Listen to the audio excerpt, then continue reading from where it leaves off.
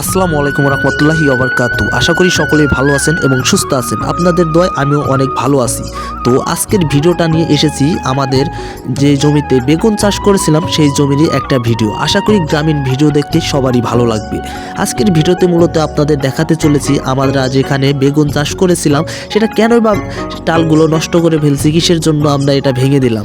আসলে বিষয়টা হচ্ছে অন্যান্য বছরের তুলনায় এই বছর সবজির দামটা অনেকটাই কম, যেই হারে আমাদের আসলে এই সবজি দিয়ে আমাদের চলতেছে না। সে কারণে আমরা উদ্যোগ নিয়েছি এখন বেগুন উঠিয়ে ফেলে আমরা এখন এখানে ভুট্টা চাষ করব। দেখেন অন্যান্য বছর এই দিনে বেগুনের দাম 20 থেকে 30 টাকা সব সময় থাকে, আর এবার সেই বেগুনের দাম 5 টাকা কিলোতে চলে এসেছে। তো তার জন্য এখন আমরা ফুলভাবে প্রিপারেশন নিয়ে ফেলেছি, আর বেগুনের টাল রাখবো না, এখানে আমরা এখন ভুট্টা চাষ করব। তার জন্য আমার আব্বা ওইখান থেকে আমি বেগুনের গাছগুলো উঠিয়ে দিলাম, আব্বা ওখানে সুন্দরভাবে নিরাচ্ছে। এদিকে আমি বেগুনের গাছগুলো উঠিয়ে পাশের জমিতে রেখে দিলাম, সেখানে ময়লা হিসাবে রেখে দিলাম। এখন আমার বেগুনের গাছগুলো ফেলানো কমপ্লিট হয়ে গেছে। তারপর আমি আবার ঘাসগুলো চট্টির ভিতরে নিয়ে এগুলো আবার ওই অন্য জমিতে রেখে দিলাম। এগুলো করার পর প্রায় আজকে আমাদের এই কাজটা শেষ হয়ে গেল। এখন কালকে থেকে আমরা ভুট্টা লাগাবো।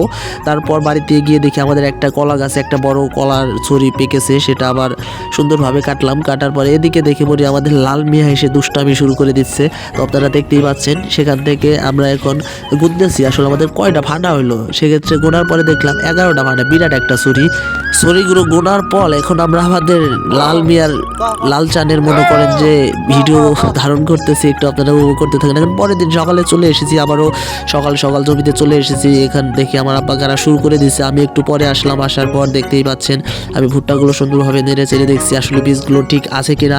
এখান থেকে আমি আবার এই বীজগুলো নিয়ে গাড়া শুরু করে দেব। এখন গাছগুলো এখন আমাদের প্রায় গাড়া শেষ হয়ে গেল। এখন গাড়া শেষ হওয়ার পরের ভিডিওটা আপনাদেরকে দেখাচ্ছি। তো সবাই আমার জন্য দোয়া করবেন, আমি যাতে ভালো কিছু করতে পারি, এই দোয়া আপনাদের কাছ থেকে চাই। তো অবশ্যই ভিডিওতে লাইক অ্যান্ড চ্যানেলটিকে সাবস্ক্রাইব করুন, পেজ হলে পেজ থেকে ফলো করে নেবেন। খোদা হাফেজ, বাই বাই, টাটা।